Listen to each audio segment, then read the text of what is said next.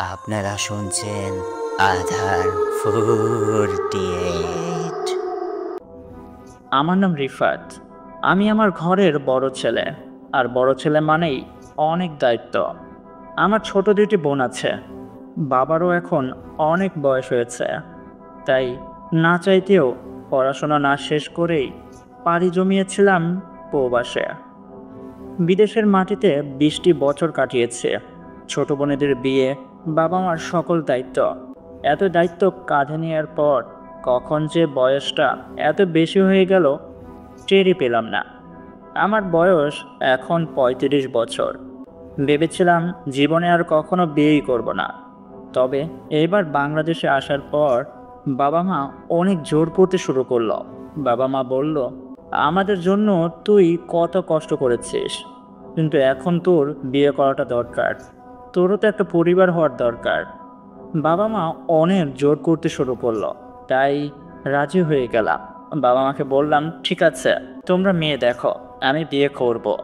বাবা মা আমার কথা শুনে অনেক খুশি হলো, আর ঘটক সাহেবকে বাড়িতে ডেকে ভালো একটা মেয়ের সন্ধানে পাঠিয়ে দিল। 1 সপ্তাহ পর ঘটক সাহেব আমাদের বাড়িতে এসে বলল, আপনার ছেলের জন্য একটা পাত্রী পাওয়া গেছে আপনাদের থানার পাশের থানায়। মেয়েটির নাম স্বপ্না। মেয়েটি খুব শান্ত স্বভাবের একটা মেয়ে। মেয়েটি কিছুদিন আগেই এসএসসি কমপ্লিট করেছে। এখন বাড়িতেই আছে। বাবা মা চাচ্ছে বিয়ে দেওয়ার জন্য। অনেক সুন্দরী একটা মেয়ে। ঘটক সাহেব মেয়েটির ছবি আমার বাবা মাকে দেখালো। বাবা মা সে ছবিটি আমার কাছে নিয়ে এলো। আমি ছবিটি দেখলাম। অসম্ভব সুন্দর একটা মেয়ে। দেখে চোখ সরাতে পারলাম না। ঘটক সাহেব বলল, আপনাদের যদি পছন্দ হয় মেয়েকে, তাহলে আগামী শুক্রবার ওই বাড়িতে গিয়ে মেয়েটি দেখে আসবেন, আমিও থাকবো। আমরা বললাম, ঠিক আছে, আমাদের মেয়েটা পছন্দ হয়েছে, আমরা দেখতে যাব। পরের শুক্রবার আমরা মেয়েদের বাড়িতে যাই তাকে দেখার জন্য। স্বপ্নার বাবা মা আমাদের খুব সুন্দরভাবে আপ্যায়ন করে। একটা পর্যায়ে স্বপ্নাকে নিয়ে আসা হয় আমার সামনে। আমি দেখি আজকে স্বপ্না কিছুটা সেজেগুজে এসেছে। তাকে দেখতে পরীর মতো সুন্দর লাগছে। আমি অপলক দৃষ্টিতে তার দিকে তাকিয়েছিলাম। কিছুক্ষণ পর আমার বাবা মা সকলে বলল, পাত্র পাত্রীকে কথা বলতে দেওয়া উচিত। স্বপ্নার বাবা মা আমাদেরকে একটা রুমে পাঠিয়ে দিল, যেন আমরা নিজেদের পছন্দের কথা একে অপরের সাথে শেয়ার করতে পারি। সেই ঘরে আসার পর আমি স্বপ্নাকে বলি, আপনি দেখতে অনেকটা সুন্দর। কিন্তু স্বপ্না আমার এই কথার উত্তর না দিয়ে ফুট করে বলে ওঠে, আপনি এই বিয়েটা ভেঙে দেন না প্লিজ। আসলে এই বিয়েটা ভেঙে দিলে আমাদের দুজনের জন্যই অনেক ভালো হবে। আমার মনটা যতটা খুশি ছিল, এক পলকে ততটাই খারাপ হয়ে গেল। আমি স্বপ্নাকে বলি, কেন, আমাকে কি আপনার পছন্দ হয়নি? স্বপ্না বলে, দেখুন, আপনি অনেক ভালো একটা মানুষ। আমি আপনার বিষয়ে অনেক কিছু শুনেছি। আপনি আপনার পরিবারের জন্য অনেক কিছু করেছেন। আপনার মতো মাটির মানুষ আমি একটাও পাবো না, কিন্তু আমি এই কারণে বিয়েটা ভাঙছি না। আমি তখন স্বপ্নাকে বলি, তাহলে কি আপনি অন্য কাউকে ভালোবাসেন? স্বপ্না বলল, জি না, আমি কখনো কাউকে ভালোবাসিনি। আমার ইচ্ছে বিয়ের পর আমি আমার স্বামীকেই ভালোবাসবো। তখন আমি বলি, তাহলে এই বিয়েটা আপনি কেন ভাঙতে চাচ্ছেন? যদি একটু আমাকে বলতেন তাহলে অনেক ভালো হতো। স্বপ্না তখন আমাকে বলে, কারণটা আসলে কি? স্বপ্না বলে, দেখুন, আমার বয়সটা খুবই কম। আমি কিছুদিন আগে এসএসসি দিলাম। এখন আমার 20 বছরে পাড়া দিচ্ছে। তাছাড়া আপনার বয়স আমার থেকে অনেক বেশি। সত্য কথা বলতে, আমার একটা কেমিক্যালের প্রবলেম আছে। দেখুন, মানব শরীরে অনেক ধরনের কেমিক্যাল থাকে, এটা সম্পর্কে আপনি হয়তো জানেন। আমি বলি, কী প্রবলেম আছে আমাকে বলেন। স্বপ্না বলে, দেখুন, আমি আমার লজ্জা শরম বাদ দিয়ে আপনাকে বলে দিচ্ছি। আসলে আমার সেক্সুয়াল পাওয়ারটা অনেক বেশি। আমি সহজে উত্তেজিত হই না। তবে আমাকে যদি একবার কেউ উত্তেজিত করতে পারে, তাহলে তাকে অনেক কষ্ট করে আমাকে ঠান্ডা করতে হবে। আর আপনাকে দেখে মনে হচ্ছে আপনার অনেক বয়স হয়েছে। আপনি আমাকে উত্তেজিত তো করতে পারবেন, তবে আমাকে শান্ত করতে পারবেন না। তাই বলছি, আমাদের বিয়েটা না করাটাই ভালো। দয়া করে আমার বাবা মাকে বলে দিবেন যে আপনার মেয়ে পছন্দ হয়নি। আমি তখন স্বপ্নাকে বলি, কেন, আপনি নিজেই তো বলতে পারতেন, আমার বলতে হবে কেন? স্বপ্না বলে, আসলে আমার বাবা মা আপনার টাকা দেখে আমার সাথে আপনাকে বিয়ে দিতে চায়, কিন্তু আমি তো আপনাকে বিয়ে করতে চাই না। কারণটা আপনাকে তো আমি এখনই বললাম। তাই আমি চাই আপনি নিজেই এই বিয়েটা ভেঙে দেন।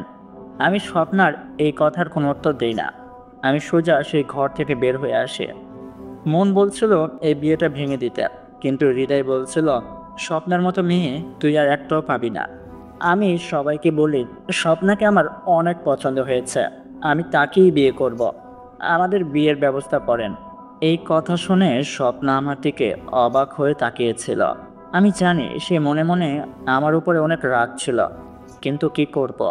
কেন জানি না, নিজের অজান্তেই তাকে এই অল্প সময়ের ভেতরেই অনেকটা বেশি ভালো লেগে গিয়েছিল। আগামী 4 দিন পর আমাদের বিয়ে। স্বপ্নার ইচ্ছে না থাকলেও তার বাবা মা আমার সাথেই তাকে বিয়ে দেয়। বিয়ের দিন রাতে বাসর ঘরে স্বপ্না বউ সেজে বসেছিল। আমি বাসর ঘরে প্রবেশ করার সাথে সাথেই স্বপ্না আমাকে বলে, আপনি কাজটা মোটেও ভালো করেননি। আমি স্বপ্নাকে বলি, আমি অনেক লজ্জিত, কিন্তু আপনি যেটা ভাবছেন তেমনটা কিছুই হবে না। আমি বয়স্ক হতে পারি, কিন্তু আপনার চাহিদা অবশ্যই মেটাতে পারবো। আপনি আমার উপরে ভরসা রাখতে পারেন। আসলে আপনার ওই মায়াবী চোখ দেখে অল্প কিছুক্ষণের ভেতরেই আপনার প্রেমে পড়ে গিয়েছিলাম। বিশ্বাস করেন, কখনো কোনো মেয়েকে আমি ওই নজরে তাকাইনি, কিন্তু আপনার ওই চাউনি যেন আমাকে বলছিল আপনি শুধুই আমার। এই কারণেই আপনার ইচ্ছের বিরুদ্ধে আপনাকে বিয়ে করলাম। স্বপ্ন আমাকে বলে, যেটা হওয়ার সেটা তো হয়েই গেছে, এখন আর সেগুলো বলে কি লাভ? আজকে আমাদের বাসর রাত, এসব কথা বলে সময় নষ্ট না করে। আমি বুঝতে পারলাম স্বপ্ন আমাকে তার কাছে চাইছে। তাই আমি আর স্বপ্না দেরি না করে 2 রাকাত নফল নামাজ পড়ে আমাদের বাসরাতের কার্যক্রম শুরু করি। আমি স্বপ্নার শরীরে টাচ করি। আমি বুঝতে পারি সে অনেকটা উত্তেজিত হয়ে গেছে। আমি তাকে আরও উত্তেজিত করি। একটা পর্যায়ে সে আর সইতে না পেরে আমাকে বলে, অনেক হয়েছে, এখন কাজের কাজটা করেন। আমি তখন নিজের পোশাকটা পরিবর্তন করে তার সাথে বিছানায় শুয়ে পড়ি। সেদিনই আমি বুঝতে পারি আসলে আমি কতটা দুর্বল। আমি 10 মিনিটও তাকে আদর করতে পারি না। তার আগেই আমি ক্লান্ত হয়ে ফিরে আসি। কিন্তু তখন স্বপ্না মাত্র শুরু করেছে। স্বপ্না আমাকে বলে, এটা কি করলেন? আমি আপনাকে বলেছিলাম তো আমাদের ভেতরে হবে না, আপনি পারবেন না আমার সাথে। তারপরেও আপনি শুধু শুধু আমাকে বিয়ে করলেন। দেখলেন তো, এখন আপনার জীবনটাও নষ্ট হয়ে গেল, আমার জীবনটাও নষ্ট হয়ে গেল। আমি স্বপ্নাকে বলি, আমি দুঃখিত, কিন্তু প্রথমবার তো। আমার মনে হচ্ছে কিছুদিন আমরা প্র্যাকটিস করলে ঠিক হয়ে যাবে। স্বপ্না বলে, কিছুই ঠিক হবে না।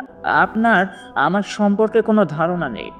আমি আপনাকে বলেছি আমার এই কেমিক্যালটা অনেক বেশি। আমি সহজে উত্তেজিত হই না, কিন্তু একবার আমাকে উত্তেজিত করলে আমি সহজে শান্ত হই না। আমার নিজের প্রতি নিজের অনেক রাগ হচ্ছিল।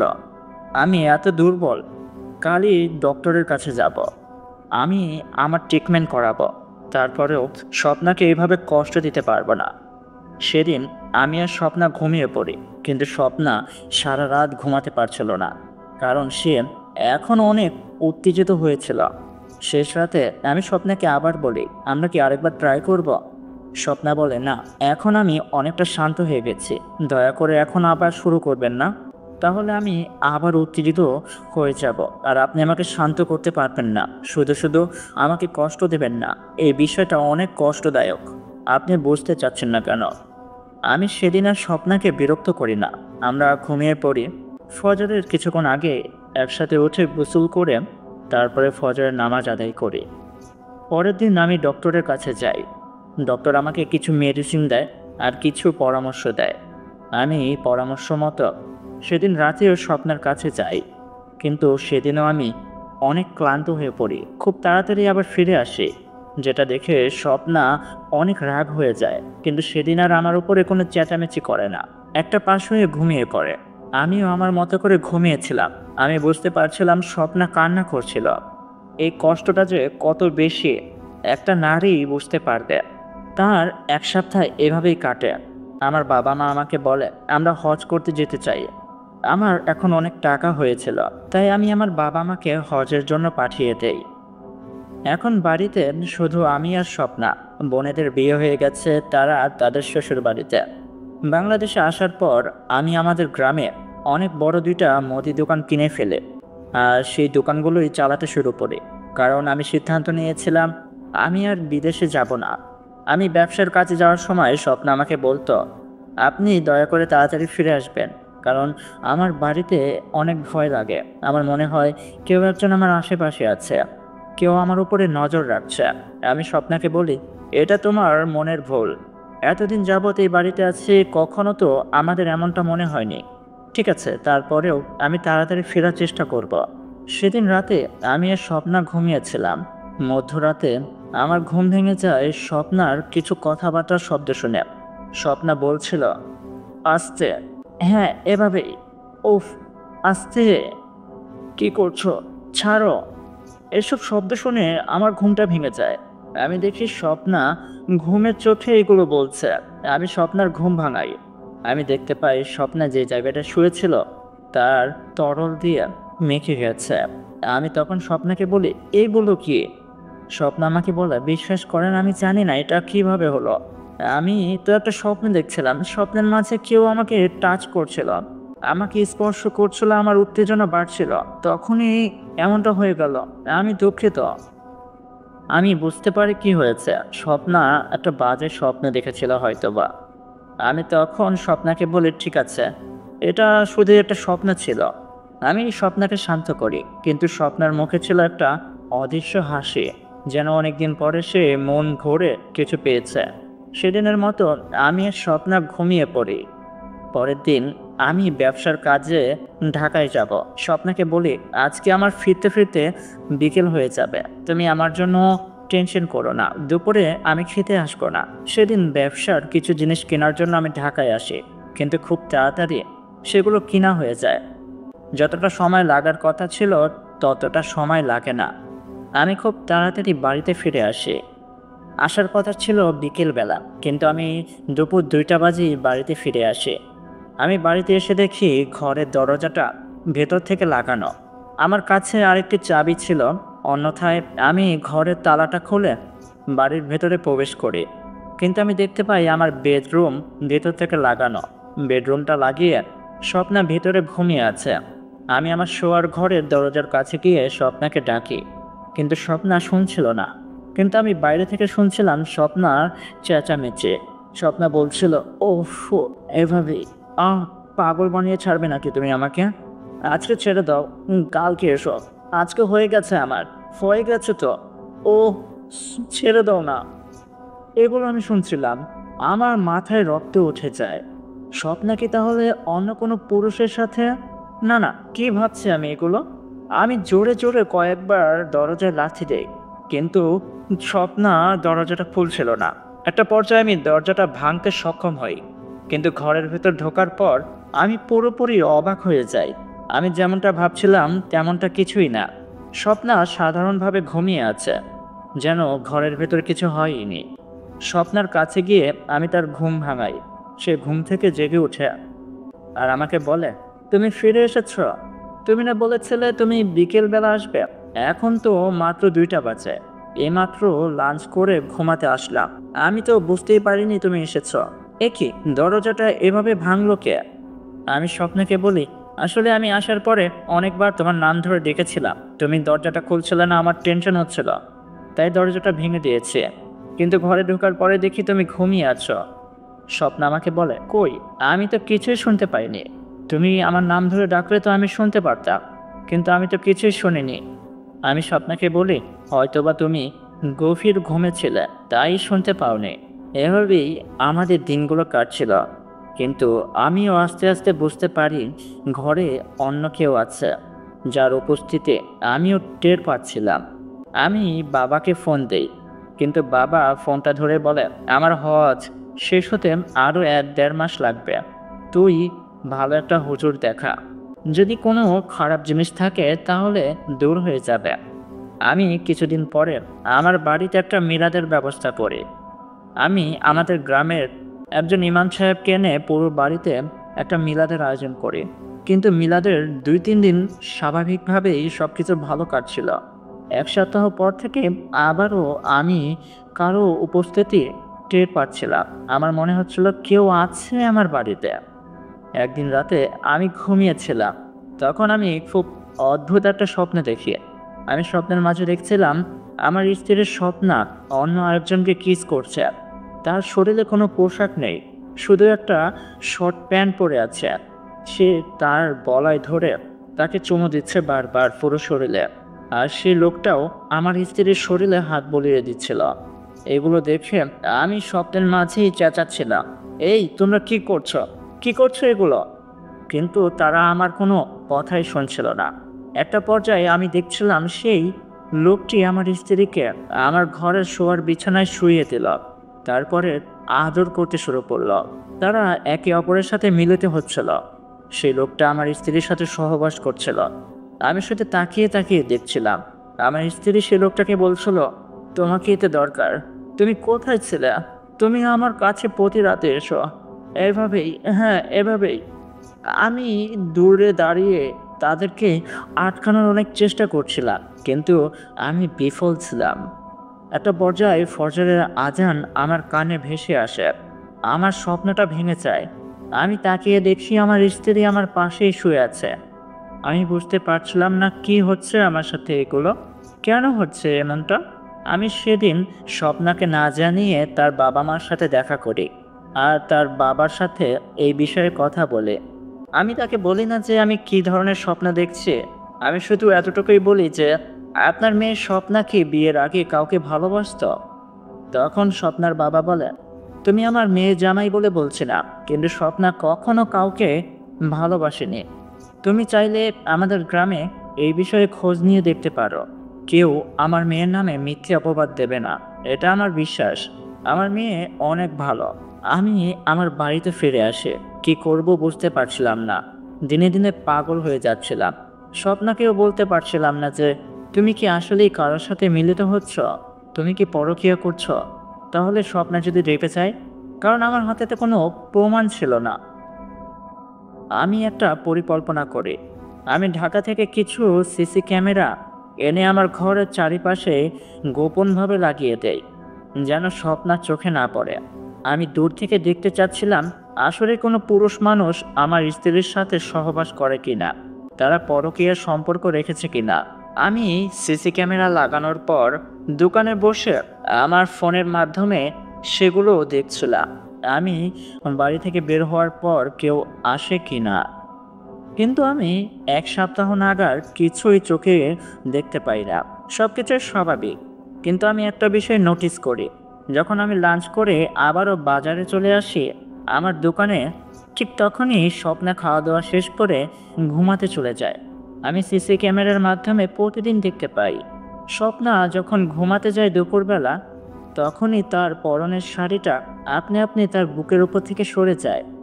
আমি প্রথমে ভেবেছিলাম এটা বোধহয় আমার ঘরের ফ্যানের বাতাসের কারণে হচ্ছে, কিন্তু পরবর্তীতে আমি লক্ষ্য করি শাড়িটা স্বপ্না যতই ভালোভাবে তার কোমরের সাথে বজে রাখুক না কেন, ঠিক যখন সে ঘুমাতে যায় বিছানায়, ঠিক তখনই শাড়িটা আপনি আপনি তার বুকের উপর থেকে সরে যায়। আর তখন স্বপ্না বিড়বিড় করে কি যেন একটা বলে। তাকে তখন দেখে মনে হচ্ছিল তার সাথে কেউ একজন মিলন করছে। সে অনেক উত্তেজিত হয়ে গেছে। এমনটাই মোবাইলে সিসি ক্যামেরার মাধ্যমে আমি বুঝতে পারতাম। সেদিন আমি দুপুরে খাওয়া দাওয়া করে স্বপ্নাকে বলে আমি দোকানে যাচ্ছি, কিন্তু আমি ঘর থেকে বের হয়ে আমার পাশের ঘরে লুকিয়ে পড়ি। স্বপ্না তার খাবার দাবার শেষ করে সব কিছু পরিষ্কার করে বাড়ির মেন গেটটা লাগিয়ে দেয়। তারপরে তার ঘরে গিয়ে ঘুমিয়ে পড়ে। আমি সব দেখছিলাম লুকিয়ে লুকিয়ে। আমি আস্তে আস্তে আমার শোয়ার ঘরের দরজাটা হালকাভাবে ফাঁক করে দেখার চেষ্টা করি আসলে কি কিছু হয় কি না। ঠিক তখনই আমি দেখতে পাই আমার বউ শুয়ে আছে আর একটা কালো ছায়া তার সামনে দাঁড়িয়ে আছে। সে তার হাত দিয়ে স্বর্ণার বুকের উপর থেকে কাপড়টা সরিয়ে দেয়। তারপর তার জিবলা দিয়ে স্বর্ণার পেটের ভিতরে চাটতে শুরু করে, কুকুরের মতো করে। তার কোনো শরীর ছিল না, যেন মনে হচ্ছিল কালো একটা ছায়া এমনটা করছে। আমি দূর থেকে এমনটা দেখে অনেকটা ভয় পেয়ে গিয়েছিলাম। আমি কিছু বলতে পারছিলাম না, একটানা শুধু সেদিকে তাকিয়েছিলাম। আমি দেখতে পাই সেই কালো ছায়াটা, তার কালো দুইটি হাত আমার স্ত্রীর শরীরে স্পর্শ করছে। সন্নাকে সেই কালো ছায়াটা আদর করছে, আস্তে আস্তে তার নিচের অংশের কাপড়টা খুলে ফেলছে। তারপরে সেই কালো ছায়াটা স্বর্ণার উপরে শুয়ে পড়ল। আমি এমনটাই দেখছিলাম। স্বর্ণা উত্তেজিত হয়ে বলছিল, হ্যাঁ এভাবেই দাও, দিতে থাকো, দাও না, দাও, হ্যাঁ, হ্যাঁ, হচ্ছে, হচ্ছে। কিন্তু আমি দূর থেকে দেখছিলাম স্বপ্না ঘুমিয়ে আছে। তারপরেও সে বিলবিল করে এগুলো বলছে, যেন কেউ তার সাথে মেলামেশা করছে। আমি এগুলো দেখে অনেকটা ভয় পেয়ে গিয়েছিলাম।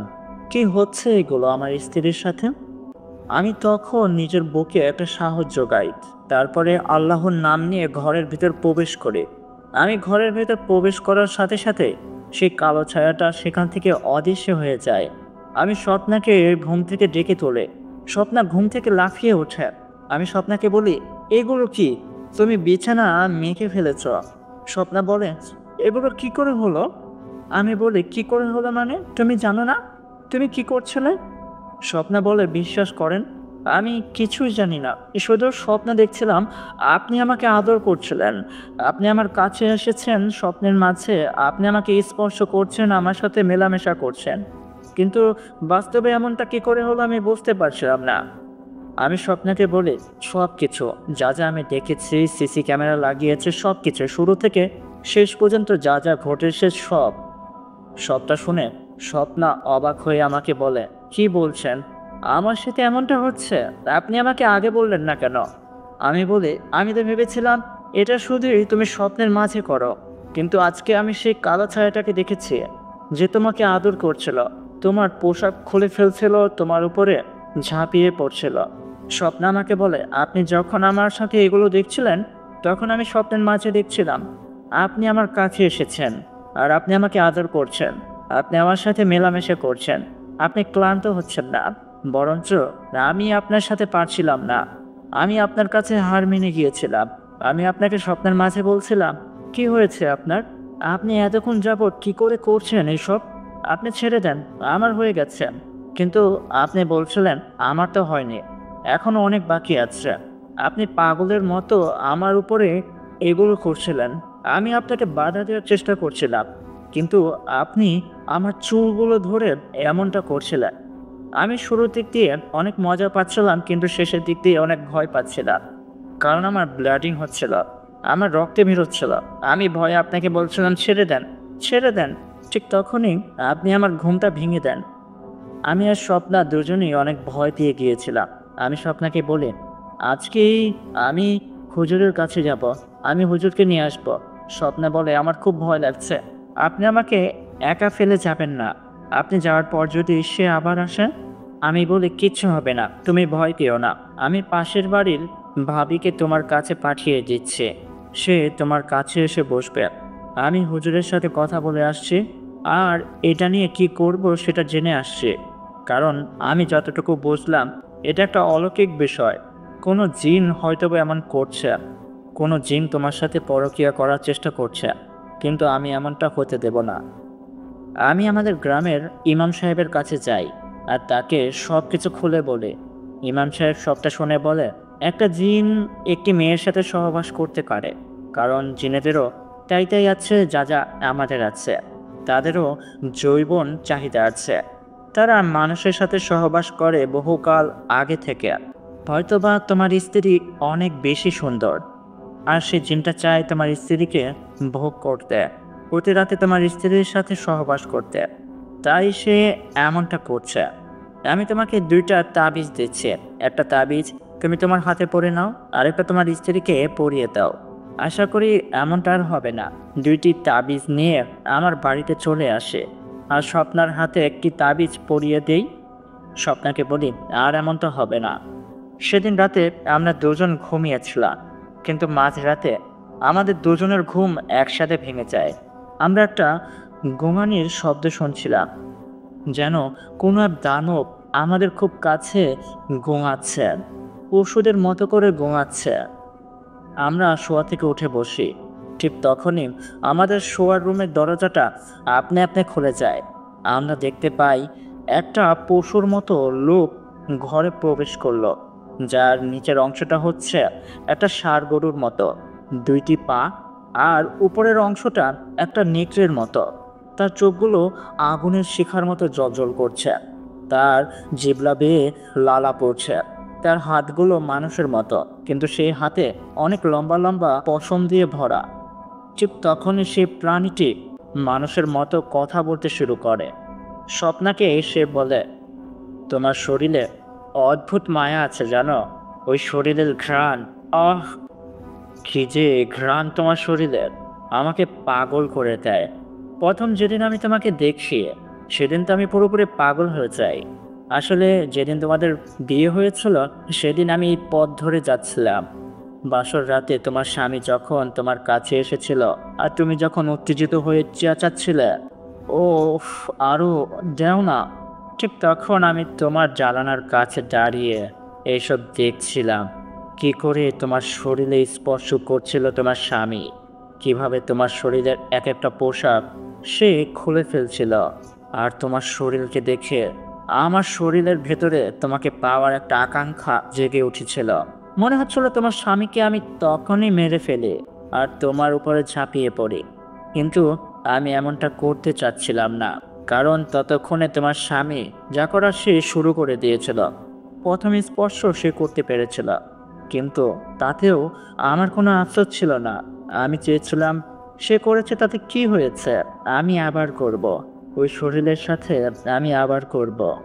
ইস, যে তোমার শরীরটা আমি দেখছিলাম, আমার পুরোটা শরীর ঠান্ডা হয়ে যাচ্ছিল।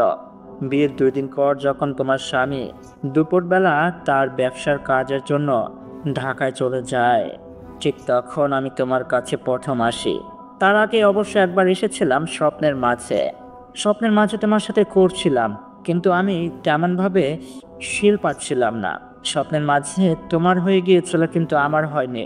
তাই তার 2 দিন পর যখন তোমার স্বামী ঢাকায় গেল কাজের জন্য, তখন আমি তোমার কাছে আসি অদৃশ্য হয়ে।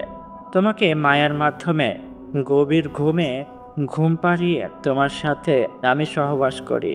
তোমার শরীরের প্রতিটা অংশে আমি চুমো দিচ্ছিলাম। তোমার ওই শরীর আমার কি যে ভালো লাগছিল জানো। এমনই করে প্রতিদিন দুপুরবেলা আমি তোমার সাথে এগুলো করতাম। তোমার কারেন্ট জিন আমাকে বলছিল, স্বপ্না জানো তুমি কতটা আনন্দ পাচ্ছিলে, তাই আমি প্রতিদিন তোমাকে আনন্দ দিচ্ছিলাম। কারণ তোমার স্বামী তো তোমার সাথে পারে না, সে অল্প কিছুক্ষণের ভেতরেই ক্লান্ত হয়ে যায়, কিন্তু আমি তেমনটা না। আমি প্রতিবার তোমাকে ক্লান্ত করি, তোমার ওই শরীরের চাহিদা মিটাই। এতে তুমিও শান্ত থাকো, আমিও শান্ত থাকি। কিন্তু এই হারামিটা সব কিছু দেখে ফেলেছিল সেদিন দরজার আড়ালে দাঁড়িয়ে, আর তোমাকে বলে দিয়েছে, সমস্যা নেই, আজকে আমি তার সামনেই তোমার সাথে করব। দেখো, আজকে আমি তোমার স্বপ্নে তোমাকে ঘুম পাড়িয়ে এমনটা করতে আসিনি। আজকে যা করব সামনাসামনি করব। স্বপ্ন একটা চিৎকার দিয়ে বলে, তুমি চলে যাও। দেখো, তুমি যেমনটা করেছো এটা একটা পাপ কাজ করেছ। এগুলো করাটা ঠিক না। আমার স্বামী আছে, হ্যাঁ মানছি সে আমার চাহিদা মেটাতে পারে না, কিন্তু তারপরেও সে আমার স্বামী, সে আমার সাথে যা ইচ্ছে করতে পারে, কিন্তু তুমি করতে পারো না। তুমি একটা জিন, আর জিন হয়ে আমার সাথে পরকীয়া করতে পারো না।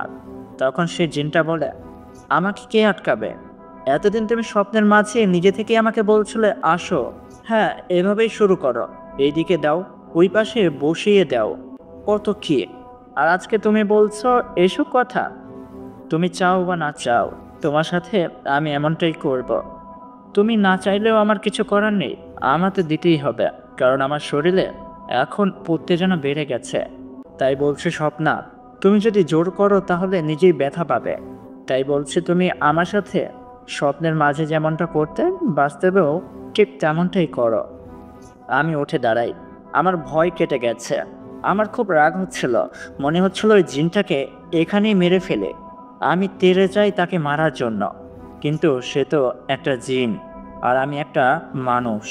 সে তার মায়ার শক্তির মাধ্যমে আমার হাত পাগুলো সেখানে বেঁধে ফেলে, আর আমাকে নিচে শুইয়ে দেয়, আর বলে, তুই তাকিয়ে তাকিয়ে দেখবি, শুধুই দেখবি, কোনো প্রতিবাদ করতে পারবি না। তুই দেখতে থাক কি করি আমি তোর স্ত্রীর সাথে। এটা বলে সে স্বপ্নের দিকে এগিয়ে যায়। স্বপ্না খাট থেকে দাঁড়ায় আর ঘরে দৌড়াতে শুরু করে। ততক্ষণে সেই জিনটা তার শক্তির মাধ্যমে দরজা লাগিয়ে দিয়েছে। স্বপ্না পুরো ঘর জুড়ে দৌড়াচ্ছিল আর আমাকে বলছিল, আমাকে বাঁচান, আপনার সামনে আমার সাথে এগুলো করতে চাচ্ছে, আপনি আমাকে বাঁচান। কিন্তু আমি ছিলাম নিরুপায়, আমার হাত পা বাঁধা ছিল, আমি কিছুই করতে পারছিলাম না। সে জিনটি স্বপ্নাকে একটা পর্যায়ে ধরে ফেলে আর এক ধাক্কা দিয়ে খাটের উপরে শুইয়ে দেয় আর বলে, এত ছটফট করছো, কি হয়েছে? এতদিন তো আমারটা নিচ্ছিলে, আজকে নিলে কি সমস্যা? এটা বলে সে তার জামার একটি অংশ খুলে ফেলে আর বলে, তোমার শরীরটা দেখে আমার যে কি করতে ইচ্ছে করছে জানো স্বপ্না? ইস! এটা বলে সে স্বপ্নার পুরো শরীরে চুমু দিতে শুরু করে আর স্বপ্নার নিচের জামাটাও খুলে ফেলে। স্বপ্না শুরুতে কিছুই করতে চাচ্ছিল না, কিন্তু শত হলেও তার উত্তেজনা বাড়ছিল। একে তো তার উত্তেজনা খুব তাড়াতাড়ি বেড়ে যায়, আর একবার বেড়ে গেলে সে নিরুপায়। তাই সে নিজে থেকেই তখন সে জিনটিকে তার কাছে ডাকছিল। সে জিনটি তখন তার সাথে মেলামেশা শুরু করে। স্বপ্না বলছিল, হ্যাঁ এভাবেই দাও না, দিতে থাকো, দিতে থাকো বলছে। হ্যাঁ ঠিক আছে, এইভাবেই।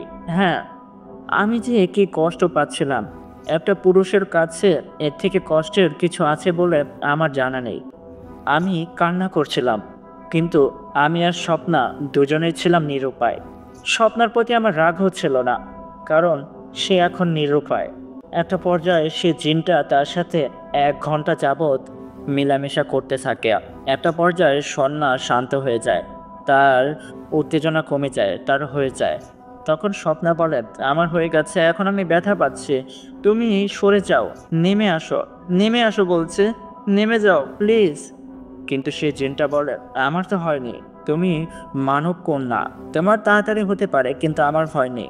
একটা সময় স্বপ্নার ব্লিডিং হতে শুরু করে, তার রক্ত দিয়ে বিছানা মেখে যায়। স্বপ্না চিৎকার পাচ্ছিল আর বলছিল, ছেড়ে দাও, আমি ব্যথা পাচ্ছি, মরে যাব, ব্যথা পাচ্ছি, আমি ব্যথা পাচ্ছি। তারও 8 ঘন্টা পরে স্বপ্নাকে ছেড়ে দেয় আর বলে, এখন হয়ে গেছে আমার, আমার লক্ষ্মী পাখি, আমি আবার আসবো যখন আমার তোমাকে প্রয়োজন হবে। তোমার গর্ভ থেকে বের হয়ে আসবে আমার বংশধর। এটা বলে সে জিনটা আমার ঘর থেকে অদৃশ্য হয়ে যায়। সেই জিনটা চলে যাওয়ার সাথে সাথে আমার হাত পায়ের বাঁধনগুলো খুলে যায়। আমি এক দৌড়ে স্বপ্নার কাছে যাই। আমি দেখি স্বপ্নার রক্ত দিয়ে পুরো বিছানা মাখিয়ে গেছে। আমি সাথে সাথে পাশের রুম থেকে স্যাভলন, ব্যান্ডেজ এগুলো নিয়ে আসি। স্বপ্নার ক্ষতস্থান পরিষ্কার করি, রক্ত পড়া থেমে যায়। স্বপ্না কান্না করছিল। আমি স্বপ্নাকে বলি, ভয় পেও না, সব ঠিক হয়ে যাবে। স্বপ্না বলে, আপনি আমাকে মাফ করে দিয়েন, আপনার হকটা আমি অন্য কাউকে দিয়ে দিলাম। আমি স্বপ্নাকে বলি, এখানে তোমার কিছু করার ছিল না, তুমি নিরুপায় ছিলে।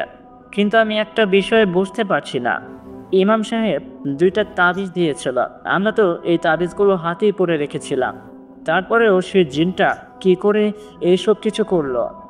আমি আগামীকালই যাব ইমাম সাহেবের কাছে, তুমিও যাবে আমার সাথে।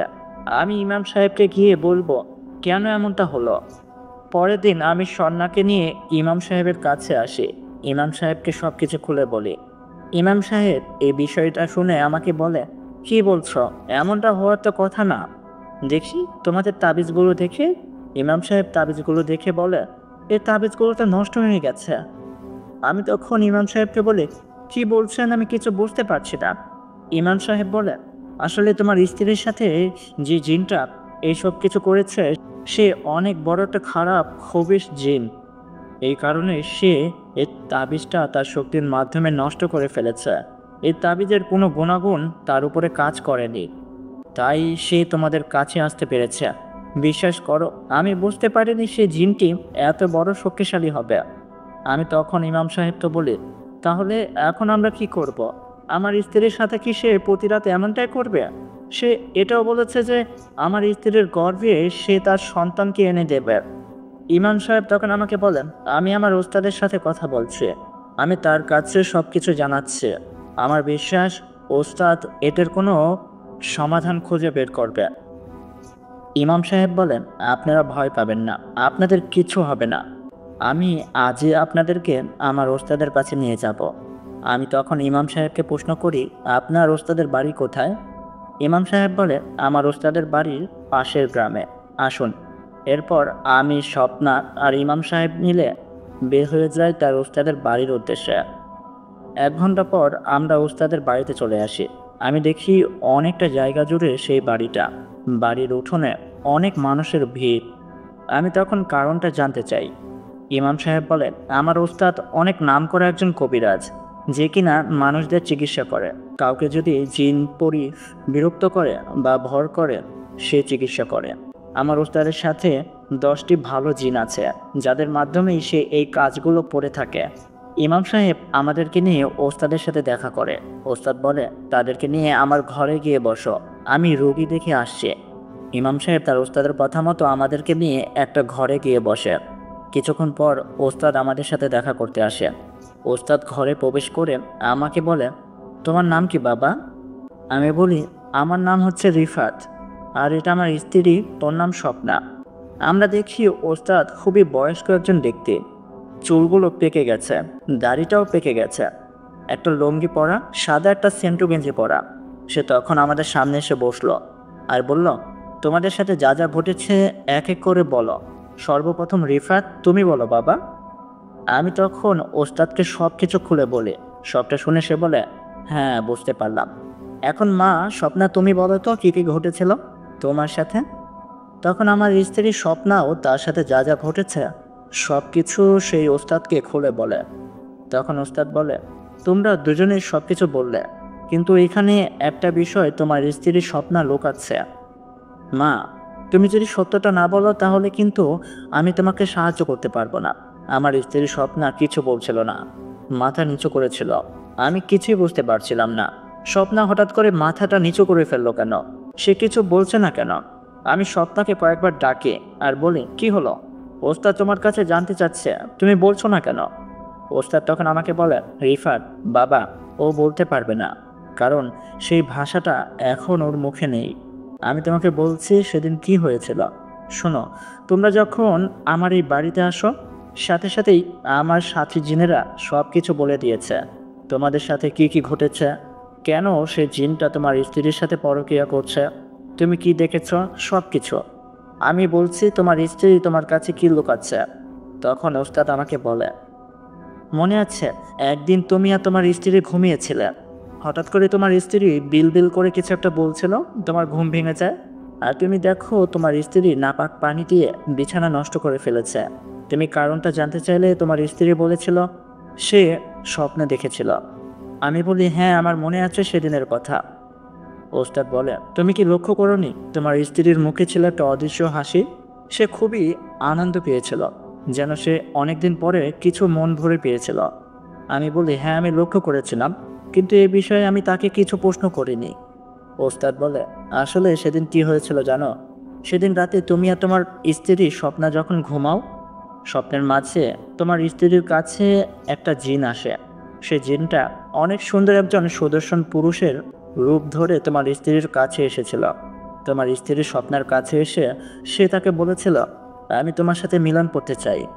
তোমার স্ত্রী শুরুতে রাজি হয় না, কিন্তু সেই সুদর্শন পুরুষটা নিজের পরনের জামাটা খুলে ফেলে, যেটা দেখে তোমার স্ত্রীর উত্তেজনা বেড়ে যায় আর বলে, ঠিক আছে আমি রাজি, কিন্তু আমার স্বামী যদি জেনে ফেলে?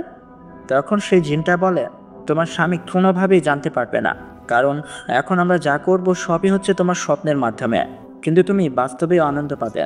তোমার স্ত্রী রাজি হয়ে যায়, আর সেই জিনটা শুরু করে তোমার স্ত্রীর সাথে পরকীয়া। তারা অনেকক্ষণ যাবৎ সহবাস করে। সহবাস শেষে সেই জিনটি তোমার স্ত্রীকে প্রশ্ন করে যে, আমি কি প্রতিদিন তোমার কাছে আসতে পারি? তোমার স্ত্রী আনন্দ হয়ে বলে, হ্যাঁ তুমি প্রতিদিন আসতে পারো, কারণ আজকে তুমি আমাকে যে মজা দিলে, আমার স্বামী কখনো এত আনন্দ আমাকে দিতে পারেনি। তুমি অনেক ভালো, তুমি প্রতিদিন এসো প্লিজ। এটাই ছিল তোমার স্ত্রীর সব থেকে বড় ভুল, কারণ তোমার স্ত্রী জানতো না সেটা কোনো ভালো সুদর্শন পুরুষ ছিল না, সেটা ছিল একটা খারাপ নরখাদক জিন, যে কিনা তোমার স্ত্রীর সাথে এগুলো পড়েছে। সেই জিনটা একটা সুযোগের অপেক্ষায় ছিল। একটা কথা সত্য, সেই জিনটা সেদিন তোমাদের বাসর রাতে এসেছিল, আর দূর থেকে তোমাদের সাথে যা যা ঘটেছে সব কিছু দেখেছে। সেদিনের পর থেকে সেই জিনটা তোমার স্ত্রীর উপরে নজর দিয়ে রেখেছিল। সে একটা সুযোগের অপেক্ষায় ছিল। সে যখন দেখলো তুমি অনেকটা দুর্বল, তুমি তোমার স্ত্রীর সাথে ঠিকভাবে সময় দিতে পারো না, সে তখন এই সুযোগটা কাজে লাগায় আর সুদর্শন মানুষের রূপ ধরে তোমার স্ত্রীর স্বপ্নে আসে।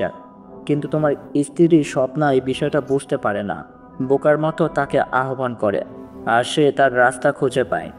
এখানে এখন আমার আর কিছু করার নেই, কারণ তোমরা নিজেই সে জিনটাকে তোমাদের বাড়িতে আহ্বান করেছ। এখন আমি চাইলেও সে জিনটাকে তোমার স্ত্রীর উপর থেকে আলাদা করতে পারবো না। ওস্তাদ আমার স্ত্রী স্বপ্নাকে বলে, তুমি অনেক বড় একটা পাপ কাজ করেছ। দেখো, সহবাস হচ্ছে একটা পবিত্র জিনিস। তোমার স্বামী তোমাকে যতটুকু দেবে ততটুকুই তোমার হক। এই হকটা তুমি নষ্ট করে ফেলেছ, এই জিনিসটাকে তুমি অপবিত্র করেছ। আল্লাহ পাকও তোমার উপরে নারাজ হয়েছে, তাই তো তোমার এত বিপদ আসছে। এখানে আমার আর কিছু করার নেই, তুমি তোমার পাপের শাস্তি পাচ্ছ। তোমরা এখনই আমার বাড়ি থেকে চলে যাও। তখন আমার স্ত্রী কান্না করে ওস্তাদের পায়ে ধরে আর বলে, মানুষ বলতেই তো ভুল করে, আমিও ভুল করেছি। আমি বুঝতে পারিনি সেটা একটা জিন ছিল। আমি ভেবেছিলাম সে শুধু আমার স্বপ্নেই আসবে। তখন ওস্তাদ বলে, সে যদি তোমার স্বপ্নে আসতো তাহলে তুমি বাস্তবে এত আনন্দ কী করে পেতে? এটা কি তুমি কখনো ভাবোনি? আমার স্ত্রী স্বপ্না বলে, আমার অনেক বড় ভুল হয়ে গেছে, এই ভুল আমি আর কখনো করব না। কিন্তু এখন যদি আপনি আমাদেরকে ফিরিয়ে দেন তাহলে আমরা কার কাছে যাব? সেই জিনটি আমার স্বামীকে মেরে ফেলবে। দয়া করে আপনি আমাদেরকে বাঁচান, আপনি আমাদেরকে সাহায্য করুন। আমি ভুল করেছি, এখন যদি আপনি আমাদেরকে সাহায্য না করেন তাহলে তো আপনিও ভুল করবেন। আর আপনি আল্লাহ পাকের এত প্রিয় একজন বান্দা হয়ে আমাদেরকে সাহায্য করবেন না? আপনি কি জানেন না আল্লাহ পাক তার উপরে খুশি হয় যে কিনা তার আরেকটি বান্দাকে সাহায্য করে? আপনার ঈমান অনেক শক্ত, আপনি আমাদেরকে সাহায্য করুন। আমি আপনাকে কথা দিচ্ছি এমনটা আর আমি কখনো করব না। আমি আমার স্বামী ব্যতীত আর কারো কাছে কখনো যাব না, আর নিজের কাছে চাইব না। তখন ইমাম সাহেবের ওস্তাদ বলে, ঠিক আছে, এখনই তুমি তওবা করো উপরওয়ালার কাছে। তখন আমার স্ত্রীর স্বপ্না তওবা করে আর বলে, আল্লাহ পাক আমাকে মাফ করে দেন, আমি অনেক বড় পাপ কাজ করেছি, আমি আপনার কাছে মাপ চাইছি, আমি এমনটা আর কখনো করব না। ওস্তাদ বলে, ঠিক আছে, আমি তোমাদেরকে সাহায্য করতে রাজি হলাম। আমি নিজে থেকে কিছু করতে পারবো না, কারণ সেই জিনটা অনেক শক্তিশালী। তাছাড়া তোমার স্ত্রী তাকে নিজের কাছে ডেকেছে, তাই সে আসতে পেরেছে। কিন্তু আমি একজন জিনের বাদশাকে চিনি, সে আমার খুব কাছের একজন বন্ধু। আমি আজ রাতেই তাকে একটা চিঠি লিখে পাঠাবো। সেই চিঠির উত্তর দিলেই আমি তোমাদেরকে জানাতে পারবো কি করতে হবে। এক কাজ করো, তোমাদের ভিতরে একজনের ফোন নাম্বার আমাকে লিখে দাও, আমি আমার বন্ধুর সাথে কথা বলে তোমাদেরকে জানাবো কি করতে হবে। তখন আমি আমার ফোন নাম্বারটা ওস্তাদকে লিখে দেই আর সেই বাড়ি থেকে স্বপ্নাকে নিয়ে বের হয়ে আসে। আমি কান্না করছিলাম, কারণ যে মানুষটাকে আমি এত ভালোবাসতাম, এত বিশ্বাস করতাম, সে আমাকে ঠকালো। শুধু এই জিনিসটার জন্য আমার চোখে পানি বেয়ে বেয়ে পড়ছিল। স্বপ্না আমার সাথে কথা বলতে পারছিল না। ইমাম সাহেব আমাদের বাড়িতে এসে আমাকে বলে, এই ধরো, ওস্তাদ এই পবিত্র পানিটা তোমাদেরকে দিতে বলেছে। এই পানিটা সন্ধ্যের আগে বাড়ির চারিপাশে ছিটিয়ে দেবে, তাহলে আজ রাতে সে জিনটা তোমাদের কাছে আসতে পারবে না। ওস্তাদ খুব তাড়াতাড়ি তোমাদের সাথে যোগাযোগ করবে আর জানাবে কি করতে হবে। আমি ইমাম সাহেবের হাত থেকে সেই পবিত্র পানির বোতলটা নিয়ে ঘরে চলে আসি। স্বপ্না খাটের উপরে বসে কান্না করছিল। আমি তার কাছে গিয়ে বসি। সাথে সাথে স্বপ্না আমাকে জড়িয়ে ধরে কান্না করে বলে, আমি ভুল করেছি, হয়তো আপনি আমাকে মেরে ফেলেন, নয়তো আমাকে মাফ করে দেন। আমি আপনাকে কথা দিচ্ছি এমনটা আমি আর কখনো করব না। কিন্তু আমি নিরুপায় ছিলাম, আপনি এত দুর্বল ছিলেন যে আমি সেই জিনিসটা পাওয়ার জন্য সব কিছু পড়তে রাজি ছিলাম। আমি তো ভেবেছিলাম সেটা শুধুই স্বপ্নে, কিন্তু বাস্তবে এমনটা হবে আমি ভাবতে পারিনি। আপনি আমাকে মাফ করে নেন, আর যদি মাফ না করতে পারেন তাহলে এক কাজ করেন, আপনি আমাকে মেরে ফেলেন, মেরে ফেলেন আমাকে, আমি মৃত্যুরই যোগ্য। আমি স্বপ্নাকে জড়িয়ে ধরে নিজেও কান্না করে দেই আর বলি, আমি জানতাম না আমি এত দুর্বল। যদি জানতাম বা বুঝতে পারতাম তাহলে তোমাকে বিয়ে করতাম না। এখানে তোমার কোনো দোষ নেই, তুমি তো আমাকে নিষেধ করেছিলে বিয়ে করার জন্য, কিন্তু তোমার ভালোবাসার কারণে আমি তোমাকে জোর করেই বিয়ে করেছি। এটা আমার কপালে লেখা ছিল। এই দিনের জন্য আমি নিজে দায়ী, তোমার কোনো দোষ নেই, সব অপরাধ আমার। আমি যদি তোমার কথা শুনে তোমাকে বিয়েটা না করতাম তাহলে এমন কিছুই হতো না। তখন স্বপ্না বলে, না, আপনার কোনো দোষ নেই। আল্লাহ পাক স্বামী স্ত্রীর সহবাসকে পবিত্র করেছেন। আমি সেই জিনিসটাকে অপবিত্র করেছি একটা জিনের সাথে পরকীয়া পড়ে। কিন্তু আমি আপনাকে কথা দিচ্ছি, আজকের পর থেকে আপনি আমাকে যতটুকু দেবেন আমি ততটুকু নিয়েই খুশি থাকব। আর কখনো কারো কাছে যাব না। এতে আমার যতই কষ্ট হোক আমি কষ্ট সইতে রাজি আছি, কিন্তু আমার স্বামীর যেটাতে ক্ষতি হবে সেই জিনিসটা আমি আর কখনো চাইব না। আমি আপনাকে কথা দিচ্ছি। আমি স্বপ্নাকে মন থেকে মাফ করে দেই, কারণ এখানে ভুল আমারও ছিল। সেদিন রাতে সন্ধ্যা হওয়ার আগে আমি বাড়ির চারিপাশে সেই পবিত্র পানি ছিটিয়ে দেই, যেন রাতের বেলা সেই খারাপ জিনটা আমাদের কাছে আর না আসতে পারে। রাত হতেই আমি আর স্বপ্না ঘুমিয়ে পড়ি, কিন্তু মাঝরাতে অনেকগুলো কুকুর আমাদের বাড়ির চারিপাশে অনেক জোরে জোরে চেঁচামেচি করছিল। এতগুলো কুকুর আমাদের পুরো গ্রামেও নেই। মনে হচ্ছিল হাজার হাজার কুকুর চলে এসেছে। হাজার হাজার কুকুর একসাথে আমাদের বাড়ির কাছে এসে চেঁচামেচি করছে। এত শব্দ, আমরা ঘুমাতে পারছিলাম না। একটা পর্যায়ে আমি ভাবছিলাম বাইরে এসে দেখব এত কুকুর কোথা থেকে এলো। তখন আমার স্ত্রী স্বপ্না বলে, আপনি বাইরে যাবেন না। কেন জানি না মনে হচ্ছে সে জিনটা এমনটা করছে, যেন আপনি বাড়ির বাইরে যান আর সে আপনার ক্ষতি করে। আপনি একটাবার ভেবে দেখেন, এতগুলো কুকুর আমাদের এই গ্রামে কোথা থেকে আসবে? আমি বলি, ঠিকই বলেছ, আমারও এমনটাই মনে হচ্ছে। সেদিন আমরা আর ঘুমাতে পারি না, কিন্তু ঘর থেকে বের হই না, চুপটি করে ঘরের ভেতরেই বসেছিলাম। পরের দিন ইমাম সাহেবের ওস্তাদ আমাকে ফোন দেয় আর বলে, বাবা রিফাত, তুমি তোমার স্ত্রী স্বপ্নাকে নিয়ে আমার সাথে দেখা করতে পারবে? আমি বলি, হ্যাঁ পারবো তো, আমরা এখনই আসছি। এটা বলে আমি স্বপ্নাকে বলি, তুমি রেডি হয়ে নাও, ওস্তাদ আমাদের সাথে দেখা করতে চায়। আমি আর স্বপ্না আবারও সেই ওস্তাদের সাথে দেখা করি।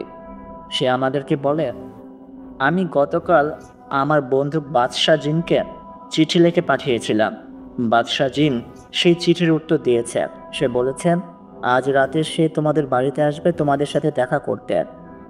দেখো, এটাই তোমাদের কাছে একটা সুযোগ, কারণ সে যদি সাহায্য করে তাহলে সে জিনটা আর কখনোই তোমাদের কাছে আসবে না। কিন্তু সে যদি তোমাদের উপর থেকে মুখ ফিরিয়ে নেয় তাহলে আর কিছু করার থাকবে না।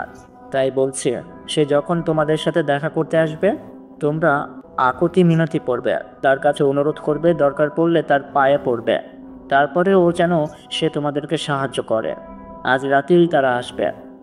গভীর রাতে কেউ যদি তোমাদের দরজার বাইরে এসে তার পরিচয় দেয় তাহলে দরজাটা খুলে দিও। আমরা বলি, ঠিক আছে।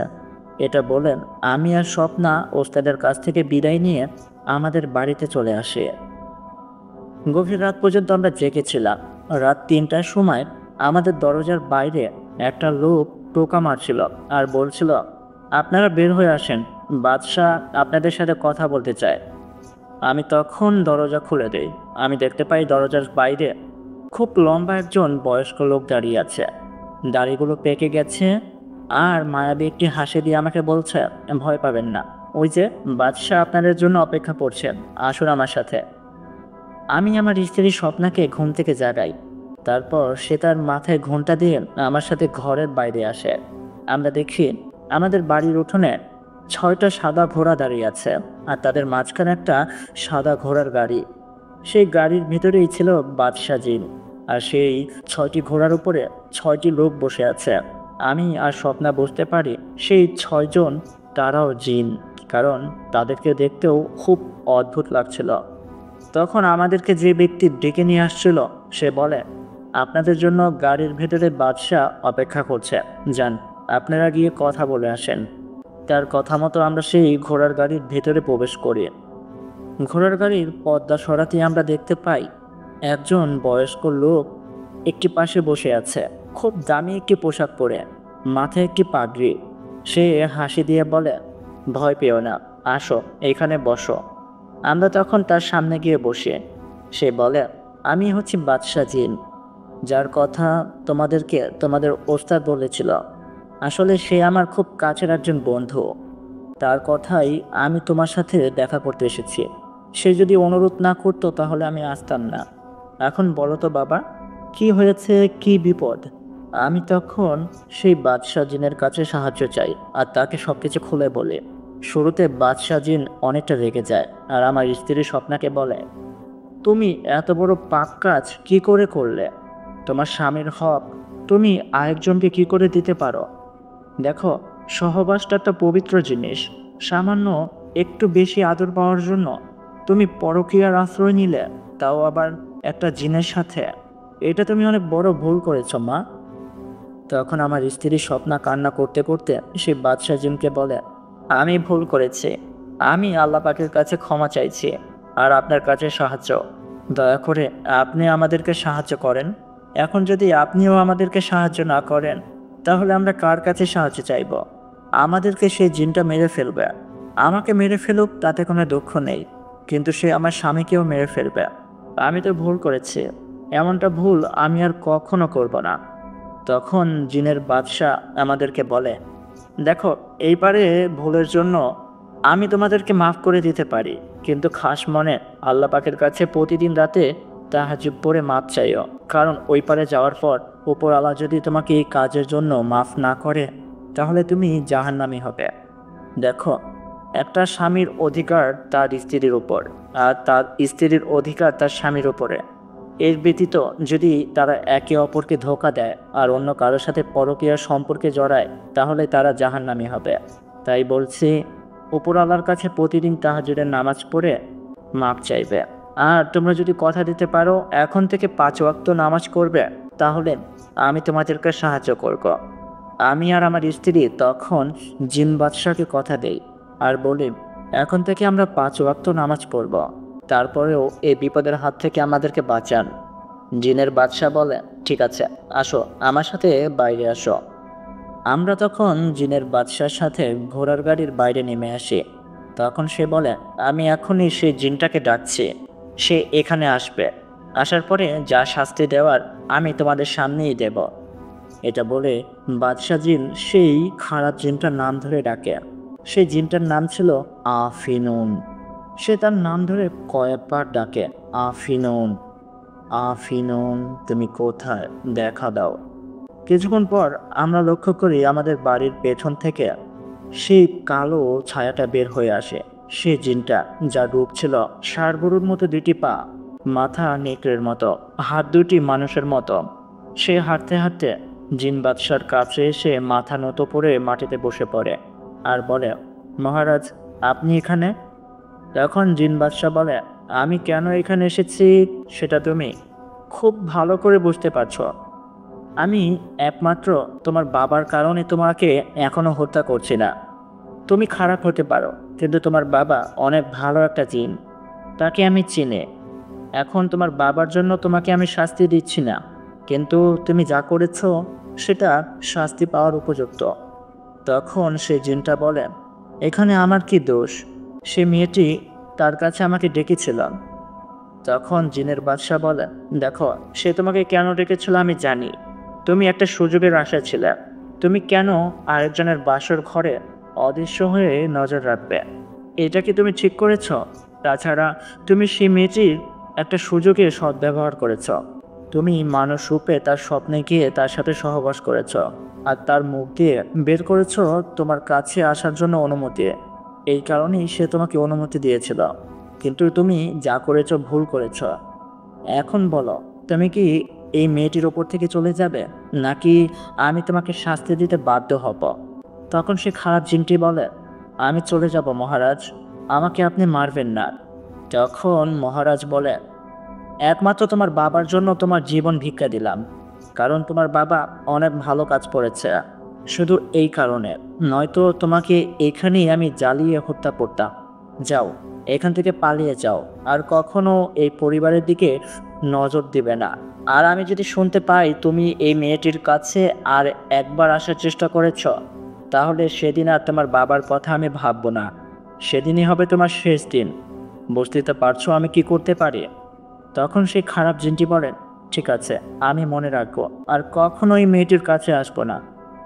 এটা বলে সেই খারাপ জিনটি আবারও আমাদের বাড়ির পেছন দিয়ে একটা কালো ছায়া হয়ে অদৃশ্য হয়ে যায়। সেই কালো জিনটি যাওয়ার পর তখন বাদশাহ জিন আমাদেরকে বলে, এখন তোমাদের উপর থেকে বিপদ কেটে গেছে। যাও, স্বপ্না, তুমি ঘরে যাও, তোমার স্বামীর সাথে আমার কিছু কথা আছে। তখন আমার স্ত্রী স্বপ্না ঘরে চলে যায়। বাদশাহ জিন আমাকে বলে, তুমি আমার সাথে আসো।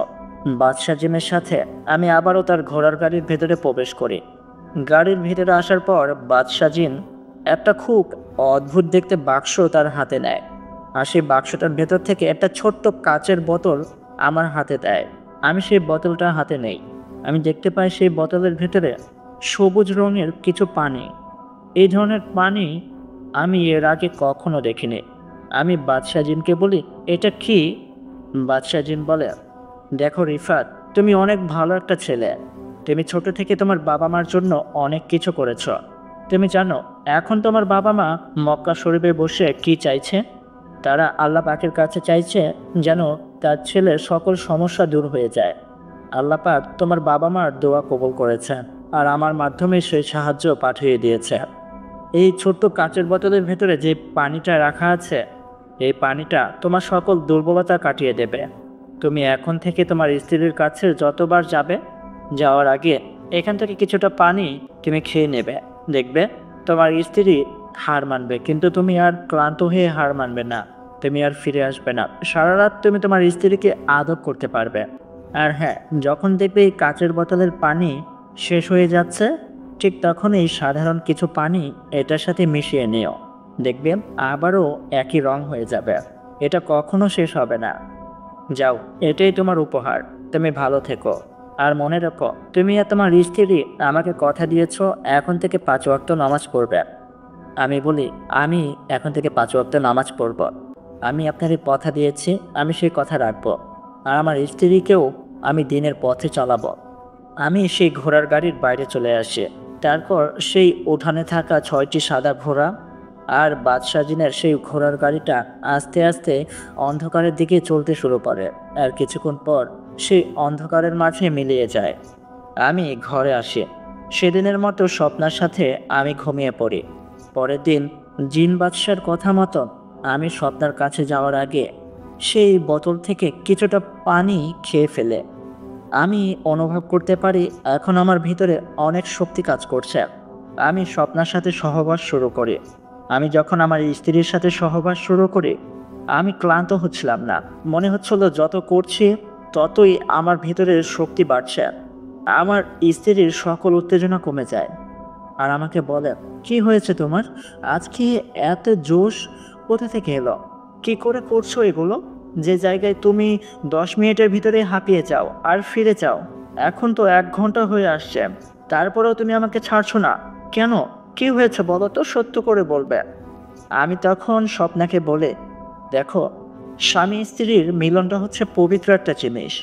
তুমি যদি অনেক আগেই আল্লাহ পাকের কাছে সাহায্য চাইতে যে আল্লাহ পাক আমার স্বামীর দুর্বলতা কাটিয়ে দাও, তাহলে দেখতে সে এই ব্যবস্থা অনেক আগেই করে দিত। আমি এখন যা করছি আল্লাহ পাকের সাহায্যের মাধ্যমেই করছে।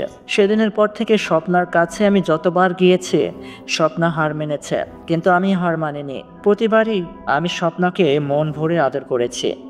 এখন আমাদের সংসারটা অনেক সুখে কাটছে। 1 সপ্তাহ পর আমার বাবা মা আমাদের বাড়িতে ফিরে আসে হজ শেষ করে। আমার স্ত্রী স্বপ্না এখন 5 ওয়াক্ত নামাজ পড়ে। তার সাথে আমিও 5 ওয়াক্ত নামাজ পড়ে দিনের পথে চলার চেষ্টা করি। সর্বশেষ প্রিয় লিসেনারদের উদ্দেশ্যে একটা কথা বলতে চাই। দেখুন, স্বামী স্ত্রীর ভেতরে এই মিলনটা হচ্ছে পবিত্র একটা জিনিস। আমরা সহবাস করি আল্লাহ পাকের আদেশে, তাকে খুশি করার জন্য। আর সেই সহবাসটাকে কখনো অপমান করবেন না। আপনার স্বামী আপনার জন্য পারফেক্ট নাই হতে পারে, তাই বলে কখনো কারোর সাথে পরকীয়ার সম্পর্কে জড়াবেন না। একটা স্ত্রী যদি তার স্বামীর হক অন্য কাউকে দেয় তাহলে সে জাহান্নামে। আর একটা পুরুষ যদি তার স্ত্রীর হক অন্য আরেকটি মেয়েকে দেয় তাহলে সে জাহান্নামে। আমরা এগুলো বোঝার চেষ্টা করব। আল্লাহ আমাদের সকলকে বোঝার তৌফিক দান করুক, আমিন। তো প্রিয় লিসেনার, কেমন লাগলো আপনাদের সকলের কাছে আজকের এই গল্পটি? আমার বিশ্বাস এই গল্পটিও আপনাদের সবার কাছে অনেক অনেক ভালো লেগেছে। আমার কাছে তো অনেক ভালো লেগেছে। নিয়মিত সুন্দর সুন্দর জিন পরীর গল্প পাওয়ার জন্য এখনই আমাদের এই চ্যানেলটি সাবস্ক্রাইব করে আমাদের পাশে থাকুন। আমাদের এই পরিবারটা শুরু হয়েছিল শূন্য দিয়ে। কিন্তু এখন আমাদের পরিবারের মেম্বারের সংখ্যা হচ্ছে 2000। সামনে আরও বড় হবে, সবটাই আপনাদের সাহায্যে। আপনারা আমার পাশে আছেন বলেই আমি সুন্দর সুন্দর গল্প নিয়ে আসতে পারি। এভাবেই আমার জন্য দোয়া করবেন আর সব সময় আমার পাশে থাকবেন। আমাদের এই পরিবার আরও বড় হোক, আল্লাহ পাকের কাছে এটাই চাইব। আমি আরিয়ান আজ আপনাদের থেকে বিদায় নিলাম। দেখা হবে নতুন আরেকটি গল্প নিয়ে। ততক্ষণ পর্যন্ত সবাই ভালো থাকবেন, সুস্থ থাকবেন। আল্লাহ হাফেজ। আসসালামু আলাইকুম।